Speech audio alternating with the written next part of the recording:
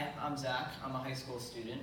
I've been using Scratch for about 10 years, or since first grade, and for 4 of those years, I've been teaching Scratch to some of my fellow students.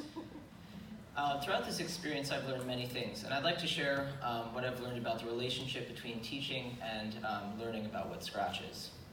So to start, I've learned that the relationships between teachers and students are very interconnected. And I think that regardless of what one's professional role is, everyone has a little bit of teacher and student inside of them. And I think that there are 2 implications to this.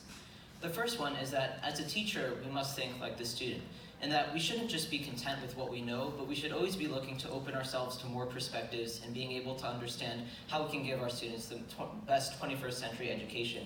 And this can be done through like our teaching Scratch, which is something that's not always done. And second, for the student part inside of us, I think that we should be open to learning about how the teacher would think, and that we shouldn't be content with understanding what the world is around us, but we should be wanting to understand how the world works around us, in the hopes of being able to better explain things to other people.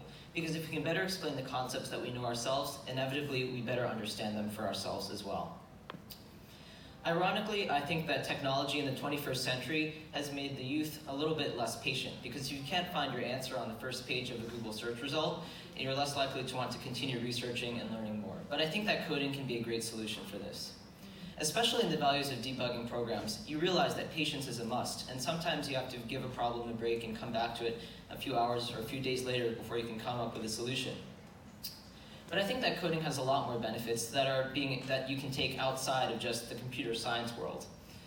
For example, I think that when you're the one creating the projects, you're creating the products. You're creating products that other people can use. So inevitably, when you look around at the world around you, you see these other products and you wonder how these products are made.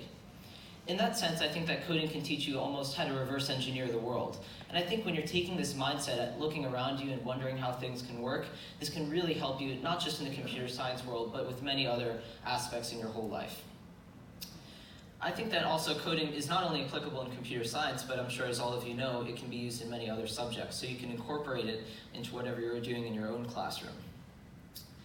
I think that some people think that you can learn how to code just by sitting in front of a computer and following a step-by-step guide on how to code. But that's like learning how to paint by number.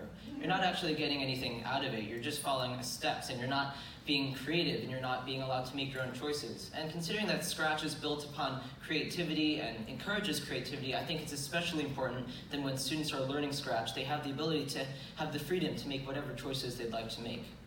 And this puts a greater burden on the educator, because rather than just being able to put their students in front of a computer and saying, do this, the educators themselves have to understand how to code, or better understand how to code, that way they can teach their student.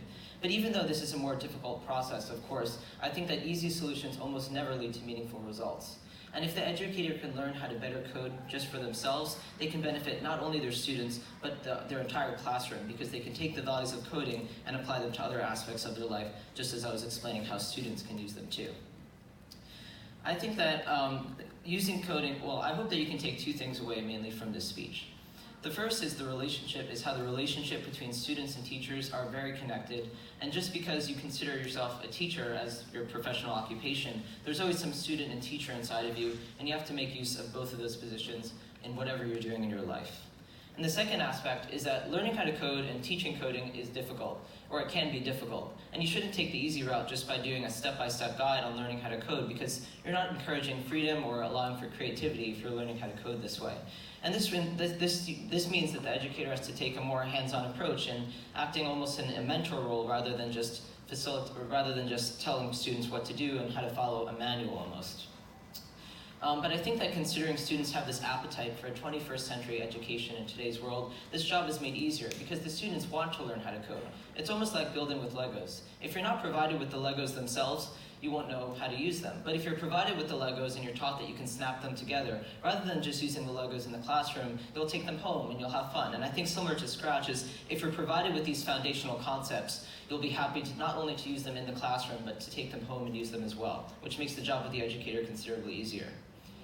So over the past couple of months, I've created this website, codingtutorials.org, which has video tutorials on how students can learn how to use Scratch, and also it has tutorials on how I think teachers can introduce Scratch into their classrooms, all given from the perspective of the students. So if you're interested in learning more, the website is codingtutorials.org.